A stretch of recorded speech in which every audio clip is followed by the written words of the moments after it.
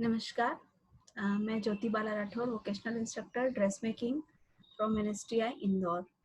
आज हम apparel manufacturing terms को कंटिन्यू करते हुए ई और एफ से स्टार्ट होने वाले टर्म्स को लेंगे। तो आज हम शुरू करेंगे टर्म ई से। ई से हम लेंगे फर्स्ट आईलेट। आईलेट यानी ये आप देख रहे हैं, इस तरह से जो बटन होल होता है बटन्स को लगाने के लिए, और जो हमारे फास्टनर्स होते हैं गारमेंट में लगाते हैं उसे कवर करने के लिए इस तरह के बटन होते हैं। जीन्स में आप देखते हैं, डेनिम जैकेट्स में देखते हैं, बच्चों के पैंट्स में, शर्ट्स में।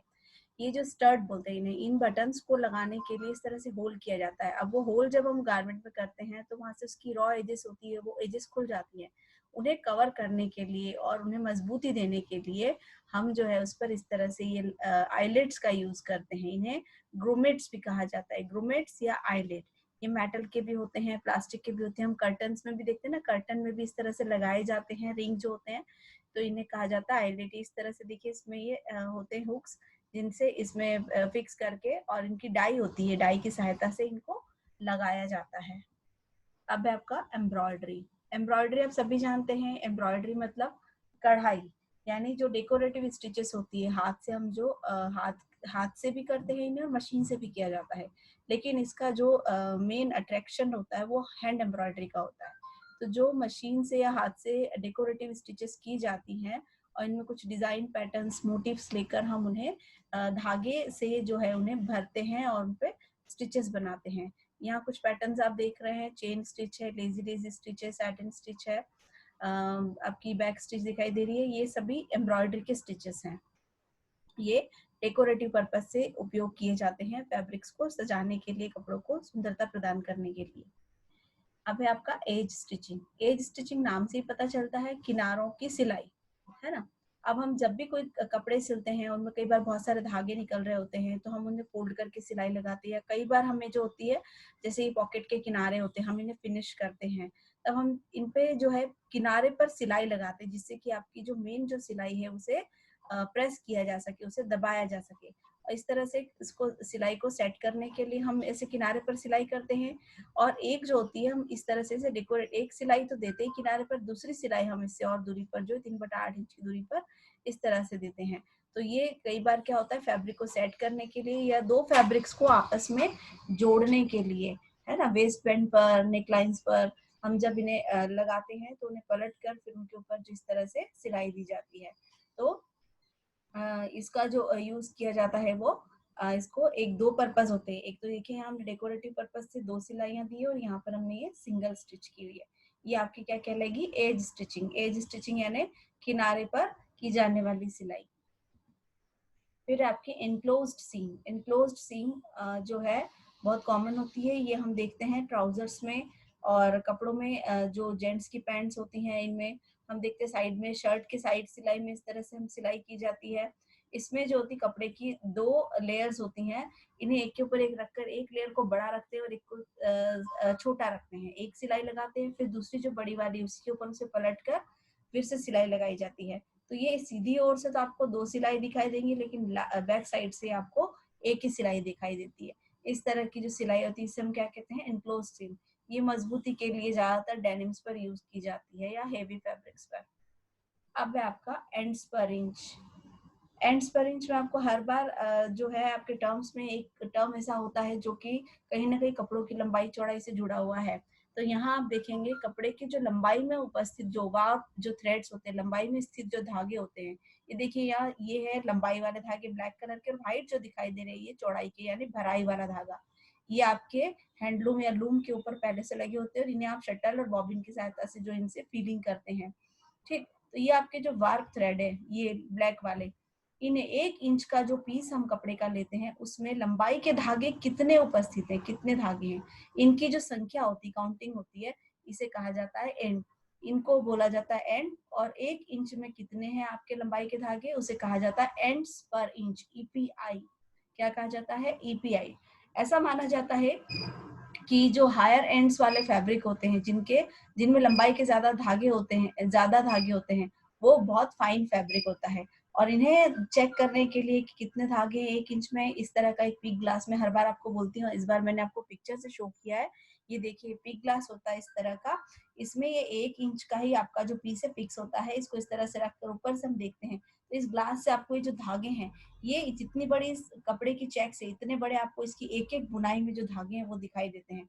आप आसानी से 1 इंच में कितने लंबाई के और कितने चौड़ाई के धागे हैं ये चेक कर सकते हैं। अब है आपका ईज। ईज का मतलब आप सभी जानते हैं लूजनेस, जो कपड़ों में ढीलापन दिया जाता है ना। एक्स्ट्रा जो आपका मेजरमेंट होता है उससे जो एक्स्ट्रा हम जोड़ते हैं कंफर्ट के लिए, मतलब आपके गारमेंट को पहनने के लिए, मूविंग के लिए, बॉडी को मूव करने के लिए, कंफर्टेबल बनाने के लिए हम जो उसमें एक्स्ट्रा अमाउंट जोड़ते हैं उसे कहा जाता है ईज। तो अभी जो ईज जो होती है ये देखिए अलग अलग होती है। कुछ गारमेंट्स में ईज जो होती है उनकी डिजाइन ही ऐसी होती है कि वो ईज होता है, और कुछ होते हैं जो हम अपनी सुविधा के लिए कोई भी नाप, जैसे आपका अगर मेजरमेंट वेस्ट पर और चेस्ट पर 28 और 36 है तो आप एग्जैक्ट चेस्ट बाय 4 9 होता है, वेस्ट बाय 4 7 होता है, इतना न लेकर उसमें 2.5 सेंटीमीटर यानी कि 1 इंच जो है हम इसमें ईज जोड़ते ही हैं। क्यों? क्योंकि हमारी बॉडी को मूव करने के लिए, अगर आप इसी नाप से बनाएंगे तो आप कपड़े को पहन ही नहीं सकते। तो एक जो होता है आपका क्लोज फिटिंग होता है, फिर एक होता है आपका जो फिटेड होता है, फिर आपका सेमी फिटेड, लूज फिटेड और वेरी लूज। फिर ये आपका बढ़ता जाता है कि आपको कितनी ईज की जरूरत है। जिन लोगों को बीपी हाई होता है, कोई प्रॉब्लम होती है बॉडी में, किसी तरह की बीमारी होती है, जिन्हें स्वेलिंग आती है, तो वो लोग अपने कपड़ों में एक्स्ट्रा ईज रखवाते हैं, क्योंकि इससे उन्हें क्या होता है कि कपड़े पहनने में कंफर्टेबल लगते हैं। तो ईज क्या होती है? गारमेंट में दी जाने वाली ढीलापन या लूजनेस होती है, जो हम बॉडी को कंफर्टेबली मूवमेंट करने के लिए, कंफर्ट के लिए हम उसमें ऐड करते हैं हमारे एग्जैक्ट मेजरमेंट में, बॉडी मेजरमेंट में। अब है एजिंग। एजिंग मतलब किनारी, ठीक है।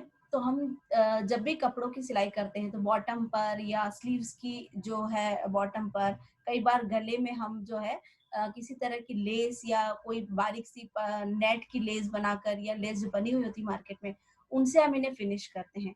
तो इस तरह से जब हम किनारे फिनिश करते हैं तो इसे कहा जाता है एजिंग। इस प्रोसेस को क्या किया जाता है? एजिंग। ये लेस आपकी चौड़ी सकड़ी डिजाइन के आधार पर आप ले सकते हो, कुल मिलाकर आपको इनके किनारों पर इसे लगानी है, ठीक है। इससे फिनिशिंग भी हो जाती है आपके किनारों की, प्लस डेकोरेटिव पर्पस भी आपका सॉल्व हो जाता है। तो ये जो है ट्रिमिंग के लिए यूज की जाती है।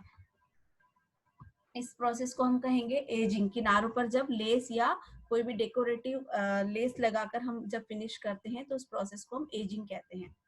नेक्स्ट है आपका एक्सटेंशन। अब एक्सटेंशन मतलब होता है बढ़ाना। ये आप अच्छी तरह समझ रहे हैं, इसका जो वर्ड मीनिंग है एक्सटेंशन यानी बढ़ाना। तो जो एडिशनल फैब्रिक होता है, सीम सेंटर जो हमारी सेंटर लाइन होती है कपड़ों की, उसमें जब हम सेंटर के बाद में जो फैब्रिक को एडिशनल बढ़ाते हैं, फ्रंट में भी और बैक में भी, जैसे हम कई बार यहाँ आप देख रहे हैं जिस तरह से हमने ये बटन के लिए और ये बटन होल के लिए हम इस तरह से फैब्रिक को बढ़ाकर और उससे वापस अंदर की तरफ पलट देते हैं। तो ये जो हमने हमारे एग्जैक्ट मेजरमेंट के बाद में हमने हमारी जो ये होती है ओवरलेपिंग और फेसिंग होती है, उसके लिए और उसके बाद में इसे अंदर टर्न करने के लिए जो हमने फैब्रिक को एक्स्ट्रा लेकर अंदर की तरफ पलटाया है, उसे हम कहते हैं एक्सटेंशन। यानी आपके एग्जैक्ट मेजरमेंट के बाद में बढ़ाया जाने वाला आपने प्लेकेट के लिए एक्सटेंड किया है। इसी तरह बैक में हम जिप लगानी होती है, या तो हम अलग से पट्टियां लगाते हैं या फिर हम उसी फैब्रिक को बढ़ाकर और फिर अंदर फोल्ड करते हैं, तो इसे हम क्या कहते हैं? एक्सटेंशन।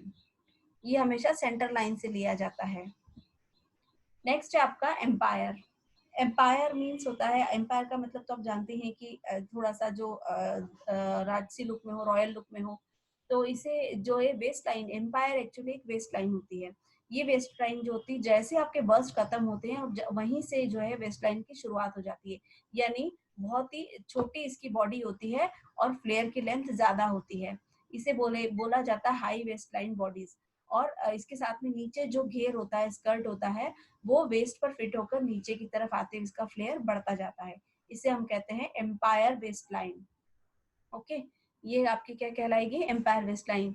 ये वेस्ट लाइन की लंबाई जो होती है आपकी नेक से लेकर बस्ट पॉइंट, जहाँ खत्म होता है आपका बस्ट, और बस्ट के बाद जहाँ से वेस्ट आपकी शुरू होती है वहीं तक इसकी लेंथ ली जाती है। इसमें शॉर्ट बॉडी होती है।